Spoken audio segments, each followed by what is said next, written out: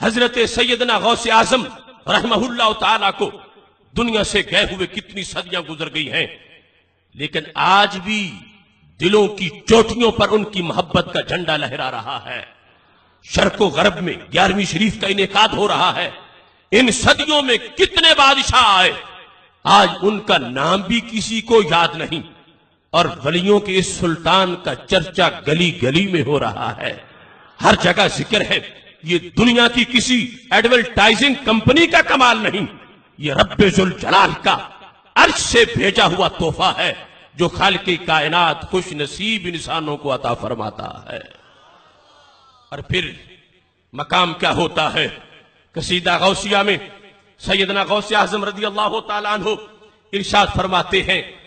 وَلَوْ أَلْقَيْتُ سِرِّي فِي بِحَارِ لَسَارَ الْكُلُّ غَوْرًا فِي الزَّوَالِ وَلَوْ أَلْقَيْتُ سِرِّي فِي جِبَالِ لَخَمِدَتْ لَدُكَّتْ وَاخْتَفَتْ بَيْنَ الرَّمَالِ وَلَوْ أَلْقَيْتُ سِرِّي فَوْقَ نَارٍ لَخَمِدَتْ وَانْتَفَتْ مِنْ سِرِّ حَالِي وَلَوْ أَلْقَيْتُ سِرِّي فَوْقَ مَيْتٍ لَقَامَ بِقُدْرَةِ الْمَوْلَى التَّعَالِي بِلَادُ اللَّهِ مُلْكِي تَحْتَ حُكْمِي وَوَقْتِي قَبْلَ قَلْبِي كَالسَّفَالِ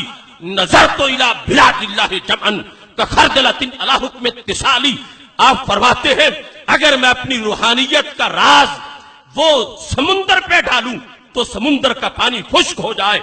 آگ پہ ڈالوں آگ بجھ جائے، پہاڑ پہ ڈالوں پہاڑ ریت میں تبدیل ہو جائے،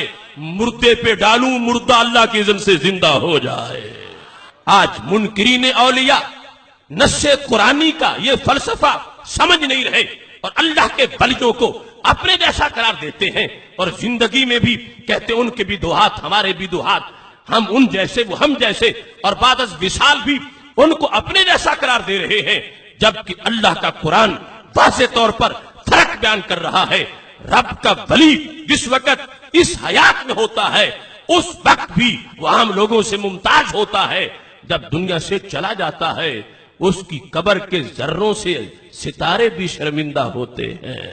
اتنا نور اس کی قبر سے نکلتا ہے۔ اقبال کہتے ہیں تخم گل کی آنکھ زیر خاک بھی بے خواب ہے، کس قدر نشو و نما کے واسطے بےتاب ہے، سردیے مرکز سے بھی افسردہ ہو سکتا نہیں، خاک میں دب کر بھی اپنا سوز کھو سکتا نہیں، پھول بن کے اپنی تربت سے نکل آتا ہے یہ، موت سے گویا قبائے زندگی پاتا ہے یہ، ہے لحد اس قوت آشفتہ کی شیرازہ بند، ڈالتی ہے گردنے گردوں میں یہ اپنی کمند، موت تجدید مذاق زندگی کا نام ہے، خواب کے پردوں میں بیداری کا ایک پیغام ہے۔ رب ذوالجلال جب کسی بندے سے پیار کرتا ہے تو اس پیار کا اظہار کرتا ہے، اور کس کے سامنے؟ جبریل علیہ السلام کو بلا کر خالق کائنات اس پیار کا تذکرہ کرتا ہے۔ یہ ایک جدا موضوع ہے کہ یہ سٹیٹس انسان کو کب ملتا ہے کہ اس سے اللہ بھی پیار کرنا شروع کر دے، وہ سارے سلوک کے راستے اور طریقت کے وہ سارے نصاب اسی کے اندر سمٹ کے اکٹھے ہو جاتے ہیں، اور وہ مقام آتا ہے کہ خالق کائنات جل جلالہ اپنے بندے سے پیار کرتا ہے، اور پھر اس میں اس کو قوت بھی اور مل جاتی ہے، اس کی حیثیت بھی اور ہو جاتی ہے۔ فَكُنْتُ سَمْعَهُ الَّذِي يَسْمَعُ بِهِ وَبَصَرَهُ الَّذِي يُبْصِرُ بِهِ۔ رب ذوالجلال ارشاد فرماتا ہے میں اس کی آنکھیں بنتا ہوں جن سے وہ دیکھتا ہے، میں اس کے کان بن جاتا ہوں جن کانوں سے وہ سنتا ہے۔ یہ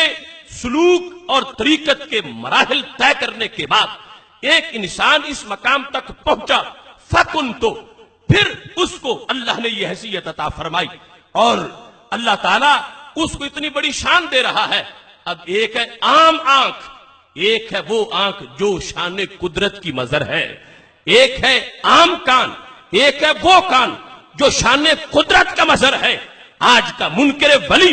دونوں کانوں کو ایک جیسا قرار دے رہا ہے، جبکہ حدیث قدسی میں ان دونوں کانوں میں، دونوں آنکھوں میں، دونوں ہاتھوں میں، دونوں قدموں میں فرق کیا جا رہا ہے۔ ایک ہے عام انسان کا ہاتھ، ایک ہے رب کے ولی کا ہاتھ، ایک ہے عام انسان کا کان، ایک ہے رب کے ولی کا کان۔ عام انسان کی حیثیت محدود سی ہے، لیکن جب وہ مرتبہ ولایت پہ فیض ہوتا ہے تو خالق کائنات اپنی قدرت کی طاقت اس کے کانوں کو، آنکھوں کو عطا فرما دے۔ منافقوں کو چھوڑ کر وہابیوں کو چھوڑ کر وہابیوں کو چھوڑ کر بریلویوں میں بیٹھ جا،